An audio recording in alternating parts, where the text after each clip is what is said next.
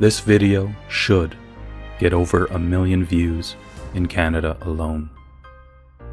And if you're not in Canada, you can apply what you've learned in this video as a starting point to remove yourself from your country's de facto system. The rundown of our reality is found on BitChute, Rumble, Odyssey, YouTube, and Instagram, and has been copied on many other channels across the internet. Canada is said to be a country held under the Commonwealth of Great Britain. The history of Canada is actually quite eye-opening and not at all what we have been taught. And this video is another fine example that what you have been taught is a lie. The goal is to prove to you that Canada is not a country, why it's not a country, and to show you what you can do with this knowledge. This presentation is complex, but after you study what is shown, your eyes should open wide with all the peaceful possibilities.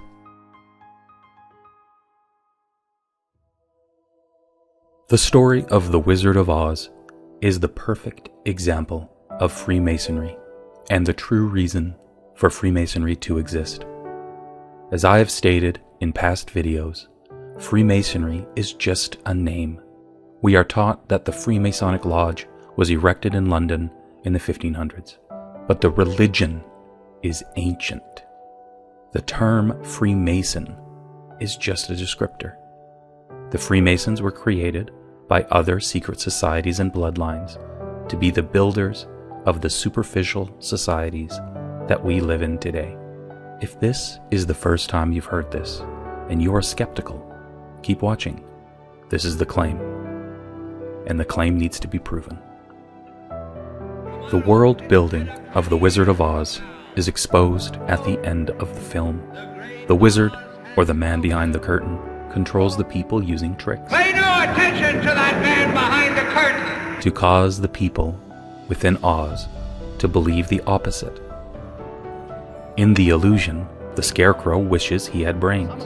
The Tin Man longs for a heart. The Cowardly Lion is ashamed that he is not brave enough to be the king of the beasts. The reality is that each one of these characters always had what they desired. They've just been brainwashed by the man behind the curtain. Pay no attention to that man behind the curtain! And the society he built. And Dorothy wanted out of the nightmare she was in. What about Dorothy? Yes, how about Dorothy? Yeah, Dorothy next. Yeah, Dorothy, She just needed to wake up. Right now, the man behind the curtain are the bloodlines and brotherhoods creating the illusions that we blindly follow. They created the great governments, schools, and large military and police forces to enforce the very illusion that controls you. So, let me ask you, do you have the brains to see the illusion? Do you have the heart to care enough for your fellow man to peacefully reject the illusion? And are you brave enough to stand up against the great evil that has been crafted to keep you in a little box? Let's find out.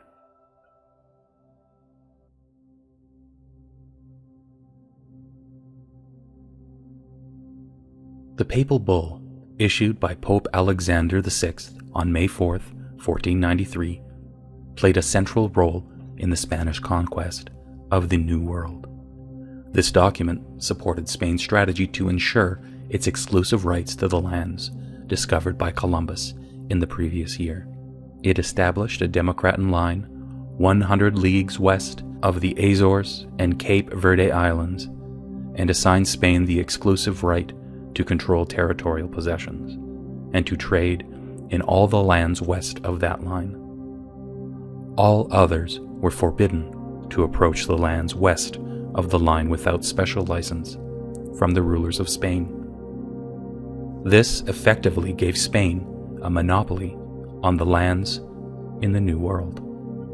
The bull stated that any land not inhabited by Christians was available to be discovered, claimed, and exploited by Christian rulers, and declared that the Catholic faith and the Christian religion be exalted, and be everywhere increased and spread, that the health of souls be cared for, and that barbarous nations be overthrown and brought to the faith itself. This doctrine of discovery became the basis of all European claims in the Americas, as well as the foundation for the United States Western expansion. In the U.S. Supreme Court, in the 1823 case Johnson v. McIntosh, Chief Justice John Marshall's opinion in the unanimous decision held that the principle of discovery gave European nations an absolute right to New World lands. In essence, American Indians had only a right of occupancy, which could be abolished. There is a copy of the papal bull in the library in the description of this video. It is important to note that this practice is not a true biblical practice, but a tactic used by secret societies to seize land for the purposes of controlling and profiteering. In no way do the biblical commandments of Jesus Christ instruct real followers of Jesus to seize or steal land for profit. In reality, this was the first main step towards world domination through a one-world government. The ruling bloodlines, through secret agency repugnant to God, used this tactic. Through study, you will find that these bloodlines are in competition with each other to fulfill this world domination. When researching these bloodlines, you will soon discover that what they believe is in their blood gives them the right to rule. They believe that they are above the regular population because they have direct blood ties to the BNA Elohim, or the angels from Genesis 6:4.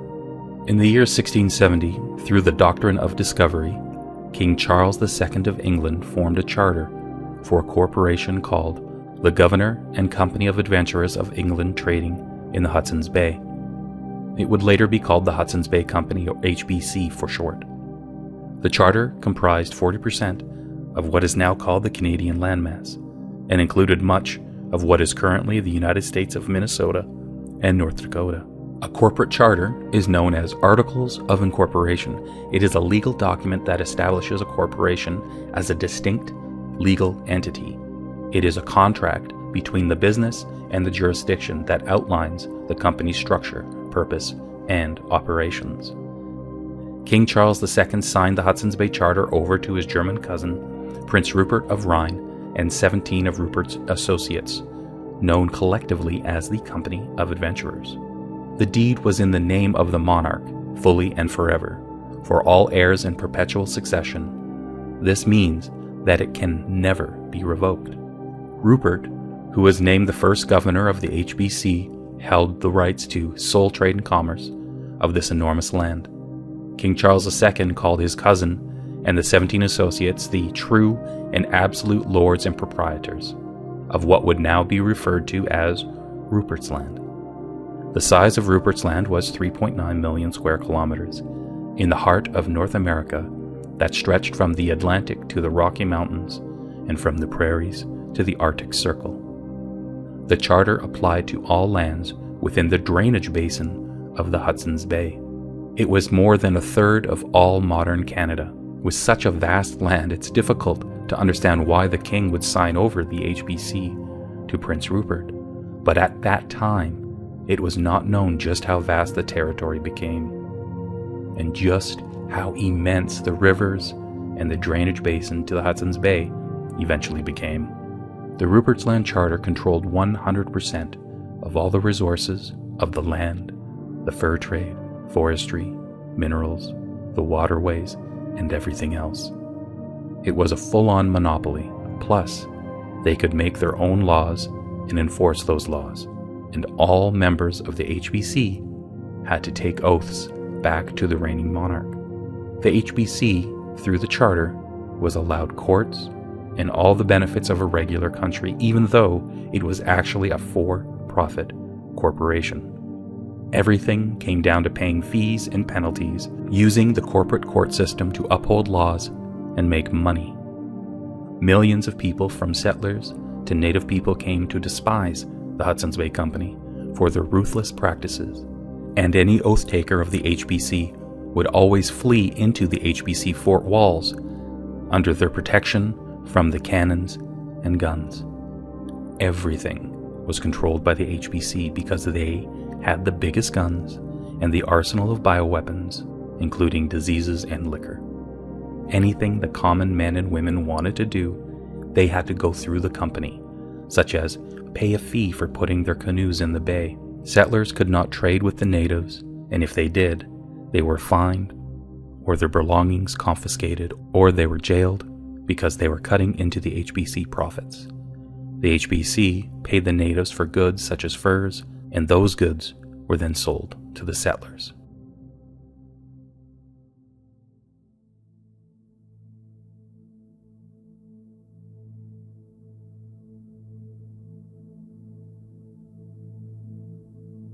When you look at the Royal Charter HBC document, the first sentence reads, Charles II, by the grace of God, King of England, Scotland, France, and Ireland, Defender of the Faith.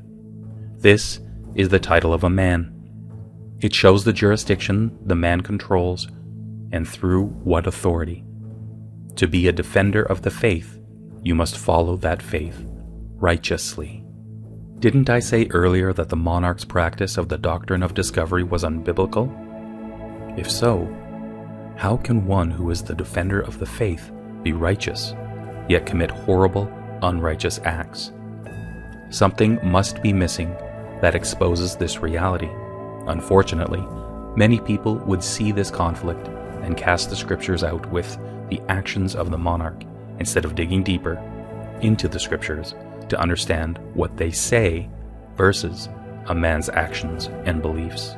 Let's first take a look at the oath a monarch takes when they become king or queen. A ritual is performed called a coronation. The coronation went through many changes until the Coronation Oath Act of 1688. In this coronation, the monarch would place their right hand over the Bible, specifically the King James Bible commissioned by King James in 1611. This Bible served as the official Church of England Bible, and the king then takes the oath. Here is King Charles III's coronation oath. Your Majesty, the Church established by law, whose settlement you will swear to maintain, is committed to the true profession of the gospel, and in so doing will seek to foster an environment in which peoples of all faiths and beliefs may live freely. The coronation oath has stood for centuries and is enshrined in law. Are you willing to take the oath? I am willing.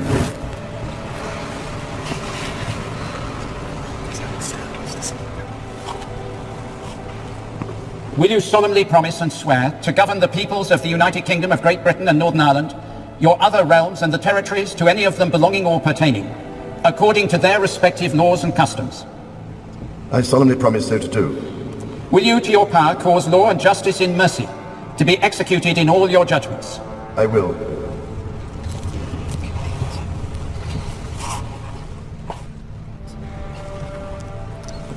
Will you, to the utmost of your power, maintain the laws of God and the true profession of the gospel?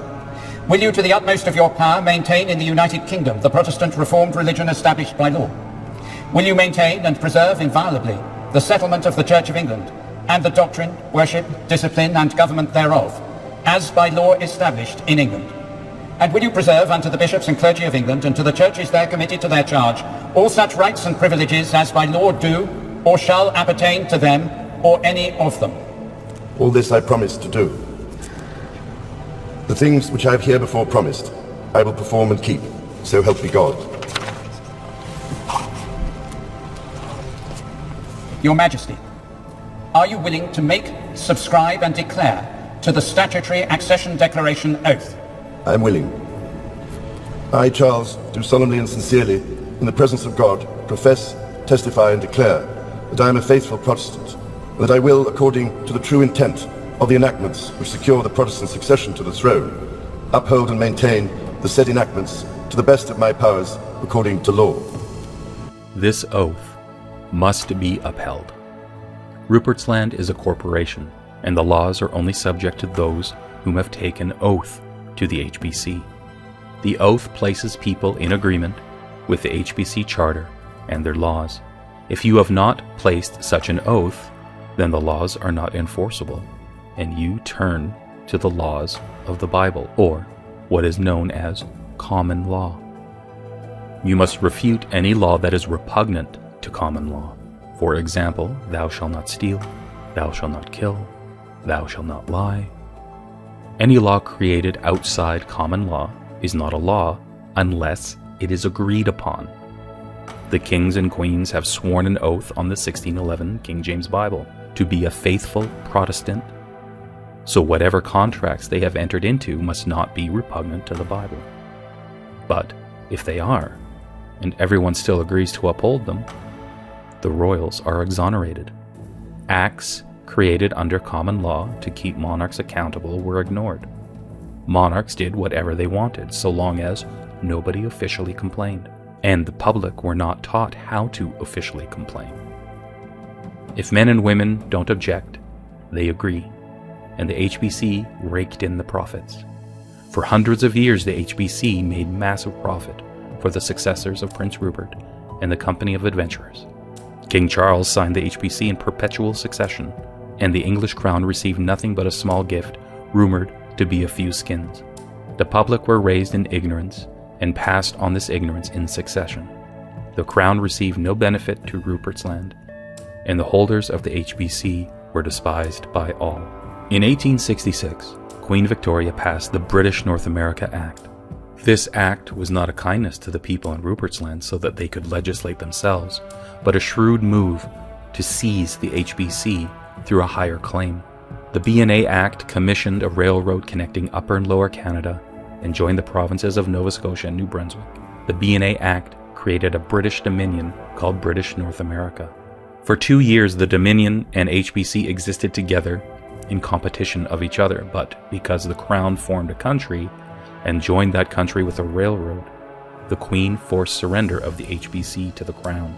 On July 31st, 1868, through Rupert's Land Act, the HBC had to surrender their charter to the Crown. And as the charter states, this is also to her successors and heirs in perpetuity. The HBC didn't go to the newly formed country and the people who were building the nation. It went to the Crown.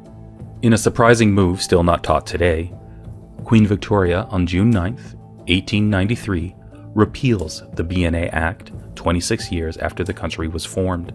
This act was called the Statute Law Revision Act of 1893. And we are focusing on enactment number 3, an act for further promoting the revision of statute law by repealing enactments which have ceased to be in force or have become unnecessary. Whereas it is expedient that certain enactments which may be regarded as spent or have ceased to be in force otherwise than by express specific repeal by Parliament, or have, by lapse of time or otherwise, become unnecessary, should be expressly and specifically repealed. Be it therefore enacted by the Queen's most excellent Majesty, by and with the advice and consent of the Lords Spiritual and Temporal and Commons in the present Parliament assembled, and by the authority of the same, as follows. Enactments in the Schedule repealed, British North America Act, 1867. What does this mean really? Since the BNA Act was repealed, it means that every single matter created from the BNA Act is also repealed. The BNA Act was the foundation for Parliament, for courts, and a constitution, and most of all, there are no de jure laws. De jure, by right or in accordance with law. De facto, in fact or in practice, in actual use or existence, regardless of official or legal status. So every law, action, and matter created while the BNA was in effect and after the Statute Law Revision Act of 1893 has no real standing in accordance to law and only exists through tradition. The only standing document with any authority was now the HBC Charter, which was, now, in the hands of the Crown. Now, if you know your history, you should retort and say, wait, Canada has a constitution since 1982. And this is where I would reply, oh my goodness, you're right. Let's take a closer look at that matter. Pierre Trudeau was the 15th Prime Minister of Canada.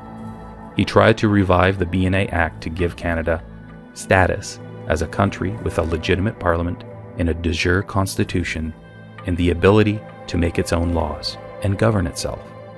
Trudeau couldn't breathe life into the BNA Act because Queen Victoria repealed that act, and Pierre had no authority working for him, only tradition. So he created the Constitution Act of 1982 with a Charter of Rights and Freedoms, basically creating a new country. Queen Elizabeth had a response to the Constitution Act of 1982 in the form of a proclamation. Within this proclamation reads, "Now know you that we, by and with the advice of our Privy Council for Canada, do by this our proclamation declare that the Constitution Act 1982 shall, subject to Section 59 thereof, come into force on the 17th day of April in the year of our Lord 1982. Section 59 of the Charter reads, Paragraph 23 shall come into force in respect of Quebec on the day to be fixed by proclamation issued by the Queen or the Governor-General under the Great Seal of Canada." Paragraph 23 reads, "Citizens of Canada, whose first language learned and still understood is that of the English or French linguistic minority population of the province in which they reside, or who have received their primary school instruction in Canada in English or French, and reside in a province where the language in which they received that instruction is the language of the English or French linguistic minority population of the province, have the right to have their children receive primary and secondary school instruction in that language in that province." If you know your history and your current affairs, Quebec is quite hostile to the English language, and paragraph 23 is all about the subject of language. The people of Quebec would have to agree that in their province, children may be educated in English at the parents' request. This is something that Quebec would never sign off on. That would be an invasion through culture. This means that to this day, the Constitution Act of 1982 is still on the table and has not been made into law. Canada's flag is de facto, and all the acts and statutes are also de facto. There were attempts to remedy the situation with the Meech Lake Accord of 1987 and the Charlottetown Accord of 1992. Both failed. No matter what anyone says about Canada's Constitution, it is stuck in purgatory, subject to Section 59. Section 59 says when 23 is satisfied, there has to be another proclamation, and this section has to be not only repealed, but disappeared. As of this video, there has been no new proclamation enacting the Constitution, and Section 59 still appears on the document. So this takes us back to the Hudson's Bay Charter yet again. And the one who owns the Hudson's Bay Charter is King Charles III, or someone in his family. When he mentions the word Canada in his proclamations, he is not talking about a country. He is talking about the Hudson's Bay Corporation. Whoever owns the Royal Charter Corporation owns all of the resources, licensing fees, fines, and taxes extorted from the men and women of Canada. Let's look at the Queen's proclamation again. There is another line I'd like you to see. All of which are loving subjects, and all other whom these presents may concern are hereby required to take notice and to govern themselves accordingly. There are two parties she's referring to, my subjects and all others who are not my subjects. In fact, she was saying that you are free to not be my subject. We are going to break this down even further. In regards to the monarch, they do not sign laws giving to what is called royal assent. Remember earlier in the video where I stated that laws outside of common law were repugnant to the Bible, which the monarch swore to uphold, and that the monarch during coronation swore to be faithful to his Lord Jesus Christ upon the 1611 King James Holy Bible. By signing any acts, the monarch would be held liable to his Lord. Each province has a representative to the monarch called a lieutenant governor, and this would mean that the lieutenant governor would sign the acts and statutes. But this isn't the case either if the monarch or direct representatives don't sign the documents, then who does? The office clerk signs the documents, and that clerk has zero authority to do so. I urge you to look at any provincial act to see if it has been signed by the monarch or the lieutenant governor. See if it has that signature on it. On April 26, 2007, during a British Columbia Teachers Institute on Parliamentary Democracy ceremony and dinner, then Lieutenant Governor Iona Campagnolo gave a speech that she personally wrote to the Assembly. Within that speech, she revealed that she removed herself from liability. She admitted that she did not sign any laws, and neither did the Queen whom she represented. Why? Because the laws are repugnant to common law and the Bible. Here she said, "As head of state, I have the same mandate as Her Majesty Queen Elizabeth, the Queen of Canada. That is to say, apart from a single reserved power to sustain democratic governance, none." Later in that speech, Thus, Her Majesty is our head of state, while the Governor General is a de facto head of state, and neither is in control of provincial or territorial jurisdiction. Thus, each de facto representative of the head of state for our jurisdictions embodies the sovereignty of our own areas of responsibility. As an appointed Lieutenant Governor, I have three major areas of responsibility to fulfill: ceremonial, constitutional, and social. A head of state, however, is the CEO of the province and is required to sign all state documents in the name of the people to render them into law. this speech was uploaded to the Government of BC website, but has been removed from the Internet Archive, while other speeches still exist. I wonder why. I am showing you a text copy from an affidavit that contained the speech in print. We are assuming the Queen or the Lieutenant Governor are signing these documents, but because Canada is not a real country, they would be assuming all liability personally. What is the purpose behind corporate law in every country? It doesn't matter what country you're in. They all operate with a de facto law and de facto currency. There is no de jure currency. You can think of de jure currency as a currency that is backed by something that can't be reproduced, such as precious metals like gold or silver. De facto currency can be reproduced and traded almost at will. This tactic is called appropriation. Appropriation is the creation of securities through statutes written in acts. This video from my whole chessboard series breaks this process down in more detail.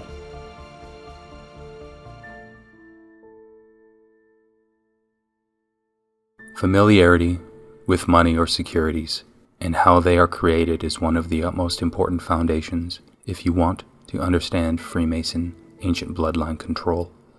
So first, let's start with definitions. You need to understand these definitions if you want to have a basic grasp of what those in government and corporations with government contracts are doing. Appropriation represents the legislative authority of a government for the expenditure of a designated amount for a specific purpose of either an operating, capital, financing, or investing nature, to set apart or assign to a particular recipient, purpose, or use the legislature appropriating funds for a program. Look at your country's yearly budget act for fine examples of appropriation. Appropriation is the term for creating a tax credit through statute or laws. A simple definition of a security is any proof of ownership or debt that has been assigned a value and may be sold. For the holder, a security represents an investment as an owner, creditor, or rights to ownership on which the person hopes to gain profit. For example, a family court judgment is a security for the creditor because it is evidence of a debt. Expenditure means government spending or debt created by public policy. Public policy is also known as laws, acts, or bylaws. This is government finance. Your family court judgment is also an expenditure because it uses government law to assign a debtor. This is payment made by one party to another in exchange for the transfer of something of value. It might be of value to both parties entering into a transaction. Basically, for this purpose, you can think of consideration as something in which the government has placed value on and is registered within your country, whichever jurisdiction you're in. If an applying value can't be registered with the government, it isn't considered valuable to them. This is a court order made from laws, that is, the decision in a lawsuit. If a judgment is entered against you, a debt collector will have stronger tools like garnishment to collect the debt. A judgment is an official result of a lawsuit in court. Tax credits are securities that reduce your government-assigned expenditures. The more tax credits that apply to you, the more you can reduce your registered expenditures with the government. The federal, provincial, and territorial governments each provide tax credits through the appropriation of laws, which you can apply to your expenditures. A guarantor of payment or performance if another fails to pay or perform, such as a bonding company which posts a bond for a guardian, an administrator, or a building contractor. Most surety agreements require that a person looking to the surety must first attempt to collect or obtain performance from the responsible person or entity, or a guarantor of another's obligation. These definitions will help you see the accounting of government, and when you look at a contract, look for where these definitions are applied. Now let's put this in practice. You get pulled over for speeding. The officer gives you a speeding ticket with a fine amount of $100 and a statute tied to the fine. The ticket is called a summons, and with it, you have been summoned to court. In court, you are found guilty. Through participation, you have contracted with this court, and this court is a co-surety to the contract. The summons becomes a contract or judgment and a debt you owe, called an expenditure. It is created through statute. You go to the clerk to give them your money. These funds are the consideration. The payment is accepted, and the government uses the contract with the statute to appropriate 100 tax credits. These tax credits go towards other expenditures created by government. The government took your funds and created another 100 securities, giving them 200 securities in total. Any statute that involves an expenditure is an appropriation statute. A family law judgment has multiple appropriating statutes on it. Imagine a judgment like a family law judgment that manufactures a debt stating that you owe $1,000 a month. It is a $1,000 monthly fine for having children. The government takes that $1,000 and applies it to each appropriating statute, creating up to 5,000 tax credits. Family law is more than just destroying families and debilitating countries. It is about getting those who hold the contracts in government wealth and power. Laws, or acts and statutes, are tied to this fiat system. This system is tied to you, as all statutes are only laws if you consent to be governed. If you are part of any business that accepts government funds, you are being paid with refundable tax credits. If your school or university wants a grant, they'll have to apply or ask permission. There is a statute used in the process. It is the same process for the local firehouse, police station, road construction, waterworks, courts, NASA, NSA, FBI, Royal Canadian Mounted Police, airports, ferries, hospitals. Every place that has a government contract in place receives refundable tax credits as securities that convert into currency. So if your business or corporation isn't operating the way those who hold the pen want you to operate, you won't get that grant. It's pretty hard to find the truth if your pen holders, who belong to a party that has their own goals in mind refuse to sign off so you can acquire the needed funds. When you understand how the system works, you can understand that you can create your own contract and have hundreds or thousands of taxpayers sign a petition allowing their tax money to appropriate your grant for your project. It's actually quite easy until you approach your representative. The public, who are supposedly in charge of the government, can't fund their own research, waterworks projects, school system, and I think you get the idea. It's all a sham. It's a shell game. But why is this happening? Let's take a deeper dive. So, what does this mean for you? Why is this important? It's important because every law that is held against you is only held against you because you don't complain. We aren't taught how to properly hold these people accountable except through the illusion itself, such as a petition within the corporation. So, what process can you teach yourself so that you can hold these people accountable? Any medical acts that are used to violate you, any family law acts that are used to violate you, any and all acts and statutes are rendered meaningless. First, you must know the jurisdiction you're operating in. Man operates within common law, so the remedy must be in common law. There's a document that strikes right to the point, called a Writ Quo Warranto, which means, by what authority are you operating? Just by pointing out how Canada isn't a country should be enough to shut their actions down. The Writ of Quo Warranto is a legal remedy used to challenge the authority or legitimacy of an individual or entity to hold a particular office or exercise a specific privilege.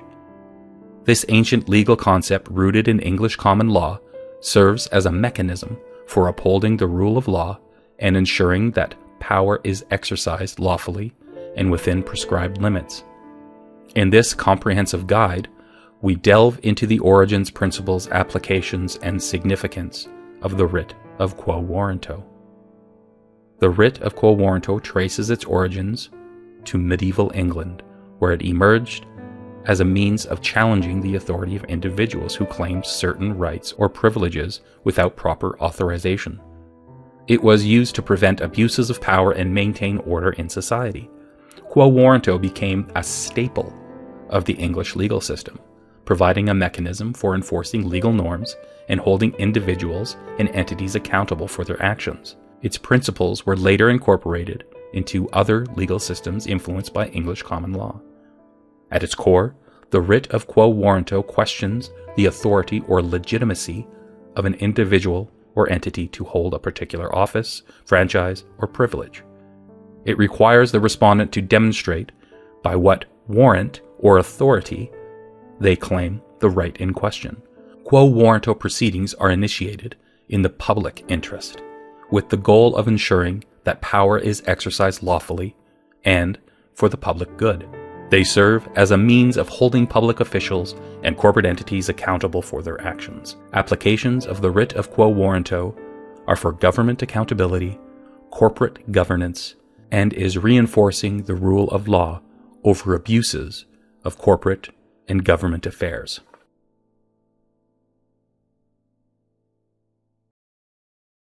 This next point is for the agnostic and atheists to really think about. If God does not exist, then why would a monarch obey a simple piece of paper? What true power does a piece of paper have? This isn't an, "Aw, shucks, you got me" moment and the monarch releases you. This is the realization that through your tacit agreement and inability to officially protest your participation, they are granted authority to do whatever they want, and only under threat from God's wrath do they withdraw.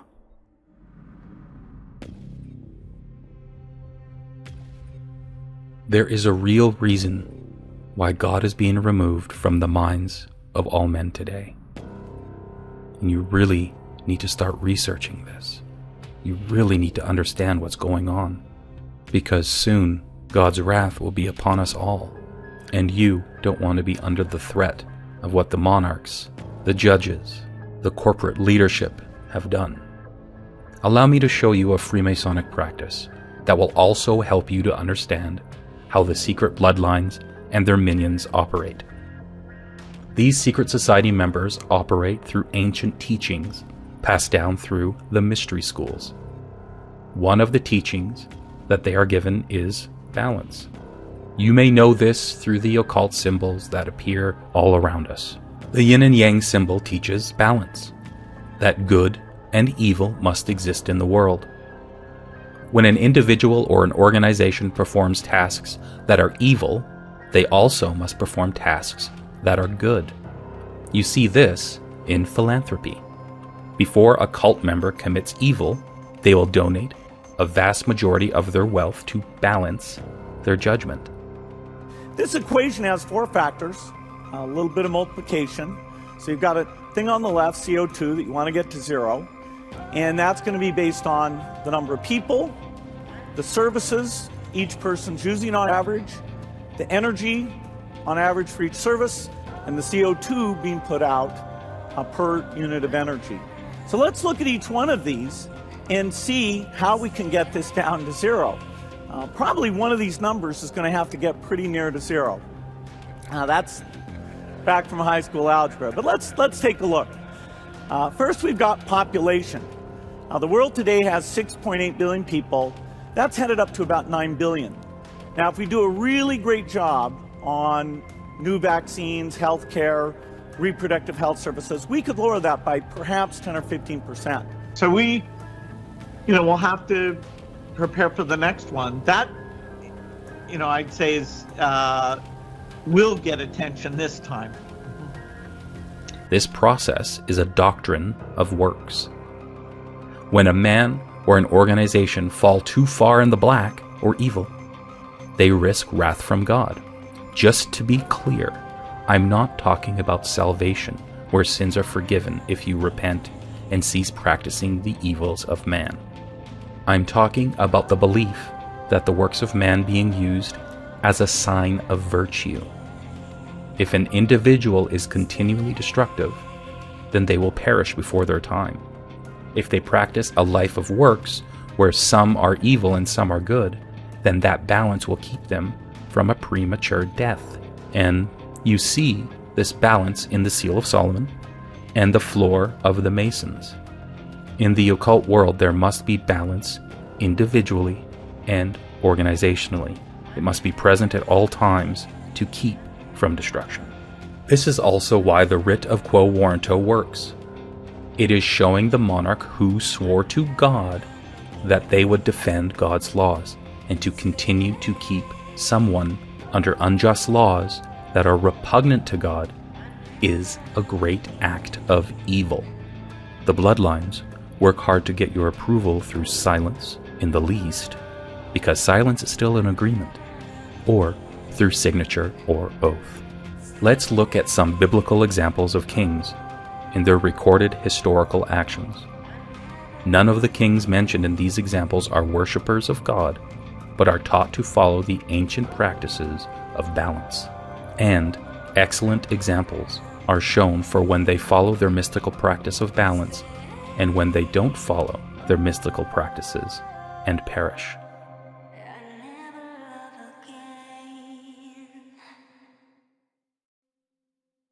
Genesis 12, verse 10 to 20. There was a famine in the land, so Abram went down to Egypt to stay for a while, because the famine was severe. As he approached Egypt, he said to his wife Sarai, "Look, I know that you are a beautiful woman. When the Egyptians see you, they will say, 'This is his wife.' Then they will kill me, but will keep you alive. So tell them you are my sister, so that it may go well for me because of you, and my life will be spared on the account of you." When Abram entered Egypt, the Egyptians saw that the woman was very beautiful.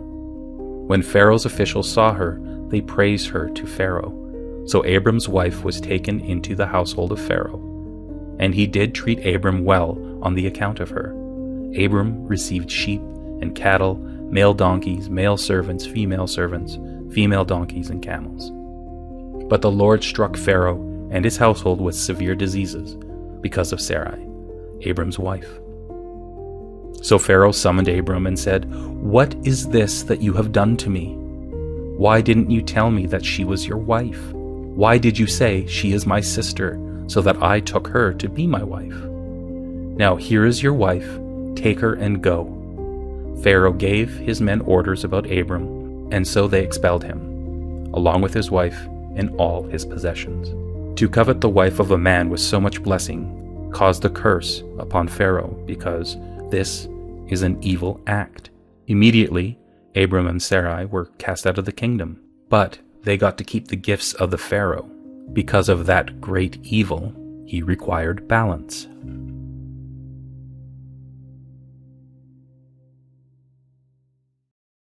Genesis 20. Abraham journeyed from there to the Negev region and settled between Kadesh and Shur. While he lived as a temporary resident in Gerar, Abraham said about his wife Sarah, "She is my sister." So Abimelech, king of Gerar, sent for Sarah and took her. But God appeared to Abimelech in a dream at night and said to him, "You are as good as dead because of the woman you have taken, for she is someone else's wife." Now Abimelech had not gone near her. He said, "Lord, would you really slaughter an innocent nation?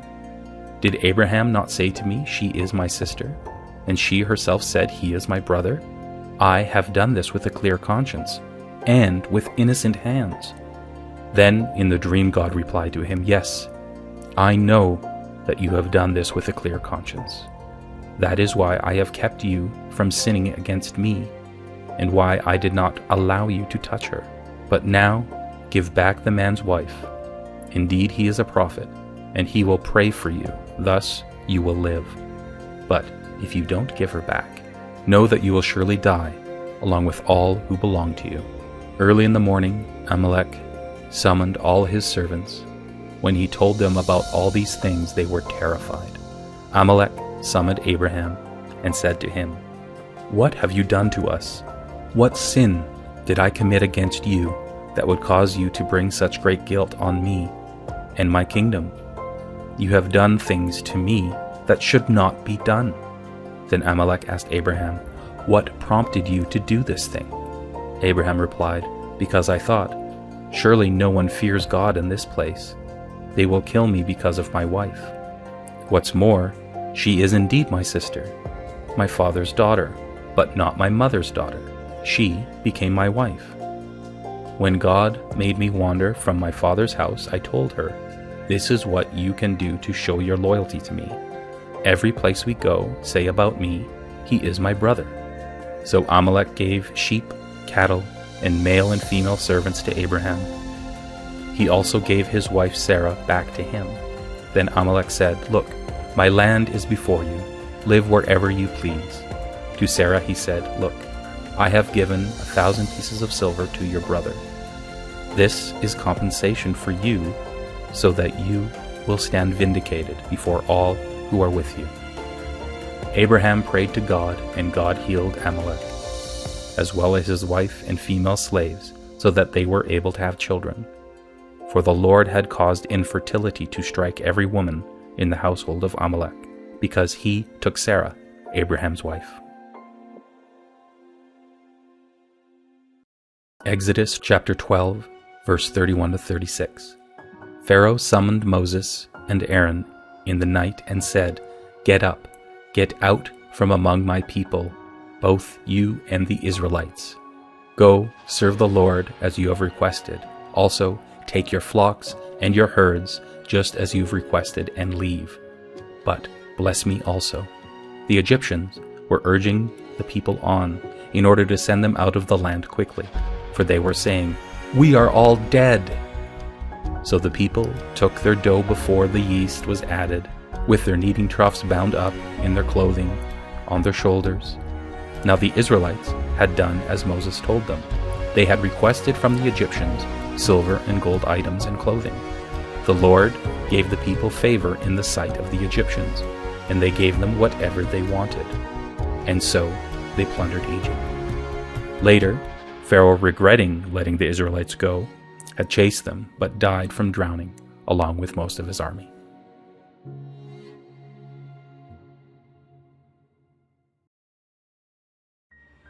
Daniel chapter 5, verse 22 to 30, and chapter 6, verse 1. But you, his son Belshazzar, have not humbled yourself, although you knew all of this. Instead, you have exalted yourself against the Lord of heaven. You have brought before you the vessels from his temple, and you and your nobles, together with your wives and concubines, drank wine from them. You praised the gods of silver, gold, bronze, iron, wood, and stone, gods that cannot see or hear or comprehend. But you have not glorified the God who has in his control your very breath and all your ways. Therefore, a palm of a hand was sent from him, and this writing was inscribed. This is the writing that was inscribed: Mene, Mene, Tekel, and Pharsin. This is the interpretation of the words. As for Mene, God has numbered your kingdom's day and brought it to an end. As for Tekel, you are weighed on the balances and found to be lacking. As for Pharsin, your kingdom is divided and given over to the Medes and Persians. Then, on Belshazzar's orders, Daniel was clothed in purple, a golden collar was placed around his neck, and he was proclaimed third ruler in the kingdom. And that very night, Belshazzar, the Babylonian king, was killed. So Darius the Mede took control of the kingdom when he was about 62 years old.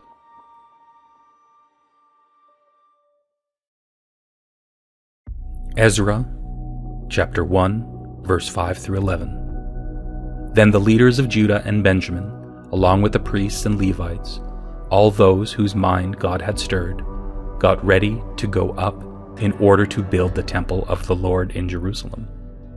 All the neighbors assisted them with silver utensils, gold equipment, animals, and expensive gifts, not to mention all the voluntary offerings. Then King Cyrus brought out the vessels of the Lord's temple which Nebuchadnezzar had brought from Jerusalem and had displayed in the temple of his gods. King Cyrus of Persia entrusted them to Mithridates the treasurer, who counted them out to Sheshbazzar, the leader of the Judahite exiles. The inventory of these items was as followed: 30 gold basins, 1,000 silver basins, 29 silver utensils, 30 gold bowls, 410 other silver bowls, and 1,000 other vessels. All these gold and silver vessels totaled 5,400. Sheshbazzar brought them along when the captives were brought up from Babylon to Jerusalem. The Israelites were in captivity in Babylon for 70 years and were finally set free and given much wealth because King Cyrus of Persia knew God was real. Ezra chapter 1, verse 1 through 4. In the first year of King Cyrus of Persia, in fulfillment of the Lord's message spoken through Jeremiah, the Lord motivated King Cyrus of Persia to issue a proclamation throughout his kingdom and also to put it in writing. It read, "This is what King Cyrus of Persia says: The Lord God of heaven has given me all the kingdoms of the earth. He has appointed me to build a temple for him in Jerusalem, which is in Judah. Anyone of his people among you, may his God be with him, may go up to Jerusalem, which is in Judah, and may build the temple of the Lord God of Israel. He is the God who is in Jerusalem. Anyone who survives in any of those places where he is a resident foreigner must be helped by his neighbors with silver, gold, equipment, and animals, along with voluntary offerings for the temple of God, which is in Jerusalem." You can even look at examples with Pilate in 30 AD, not wanting to murder Jesus and trying to do everything he could to get out of it. There is much truth in the phrase, "With great power comes great responsibility." The occult teach how to survive, control, and manipulate man instead of following God and being righteous. The occult teach a strict balance where good and evil must exist. If you haven't read the Bible, and you believe the people placed in media as an authority who say the Bible isn't authentic, while they themselves are constructing the great deceptions of today, you will be ill-prepared for what is to come, because the answers are in that book. Also, no matter how weird they may seem at first glance, I recommend you start watching my other videos on the rundown of our reality, and study the library I provided. There is not much time left before a great destruction comes across the whole of the lands. The Freemasons and higher occult groups have been world-building lies for the human cattle to feast upon. They've used the mentality of rules for thee, but not for me. They've placed their occultists within their courthouses, police forces, political offices, media, emergency response, education, hospital, military, unions, all infrastructure built to run towns, cities, and countries. They help to keep the illusion alive, just like the illusion of Canada, which has just been proven to you to be false. These illusions are taught in every aspect of our lives, even if those teaching it are aware of what they're doing or not aware of what they're doing.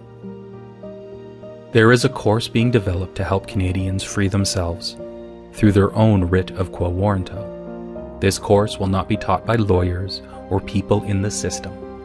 It will be your responsibility to learn and write your own documents. Nothing will be done for you, but you will find support. It will be a difficult journey as you are changing the way you think, but it will be made far easier through this course than doing it on your own. Link in the description of this video.